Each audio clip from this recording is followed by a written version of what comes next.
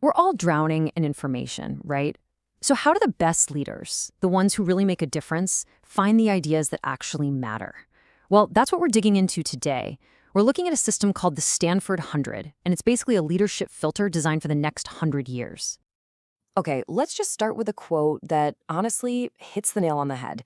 It's from Raphael Auwerkerken. He's the guy who actually curated this list, and it just perfectly captures the challenge every single one of us is facing today. So, to really get why this list is such a big deal, you have to understand where it comes from, and that's the Stanford Graduate School of Business.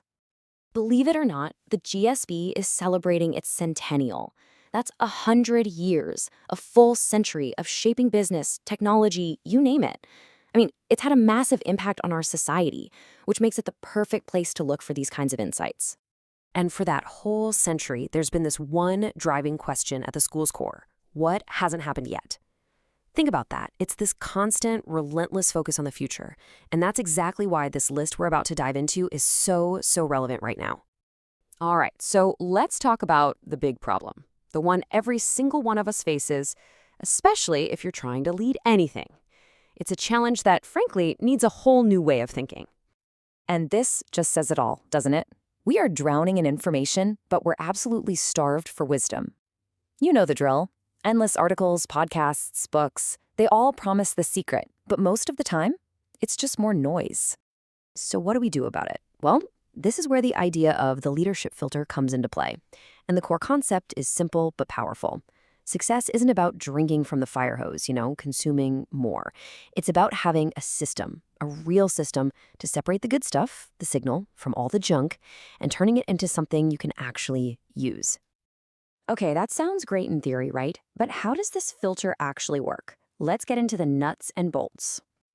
So the engine powering this whole thing is this super smart, super practical framework from a Stanford GSB lecturer named Matt Abrams. His course, Think Faster, Talk Smarter, is apparently a total game changer at the school. And it all comes down to 3 simple but crazy powerful questions. What, so what, and now what? It's this disciplined little structure for processing literally anything. It forces you to boil it down to the core idea, figure out why it even matters, and then, and this is key, think about what you're going to do about it. All right, let's take this for a test drive. We're going to use this what, so what, now what framework to explore some of the big themes from the Stanford 100 list. You'll see the filter in action.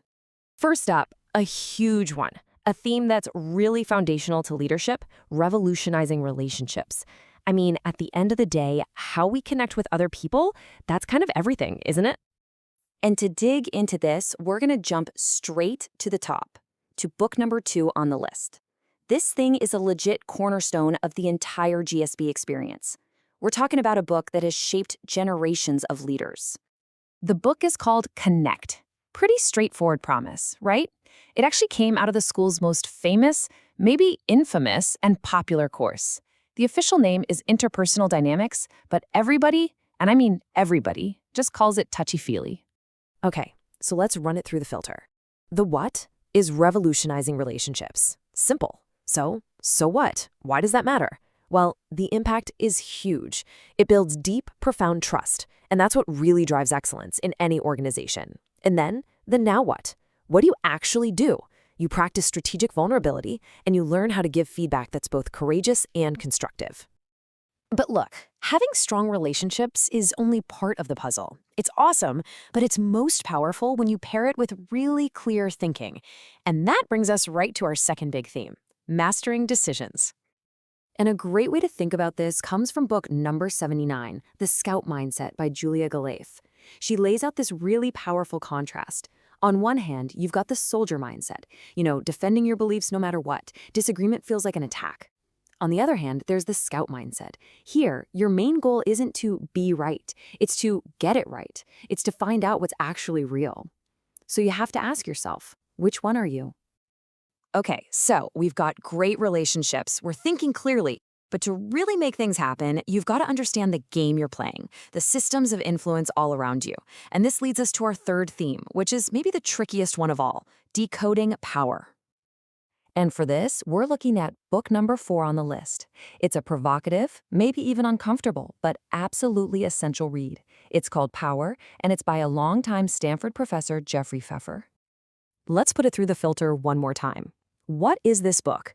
It's a brutally honest, unflinching look at how power really works in organizations. So what? Well, if you don't understand these realities, you're going to get steamrolled. Knowing them is essential for navigating the politics and actually getting things done. And then now what? The action item? It's a wake-up call to start actively developing your strategic intelligence so you can move your ideas and, your career forward. So let's just pull all that together for a second. You start by revolutionizing your relationships. That builds trust. Then you unlock clearer thinking so you can see reality for what it is, not what you want it to be. And finally, you decode power to understand the real rules of the game. See how they stack on top of each other? It's not just one thing, it's a whole approach to leadership. And all of this brings us to the final point. And honestly, I think this is the most important takeaway from this whole thing. Here it is, the key takeaway. The Stanford 100, it isn't just another reading list for you to feel guilty about not finishing. No, it's the result of a disciplined filter. The real magic isn't in the list itself. It's in the process that created it. It's the filter that matters. Because at the end of the day, the next 100 years of leadership, of innovation, it's all going to be defined by the people who can find that signal in all the noise. So the real question this whole thing leaves you with is, what is your filter?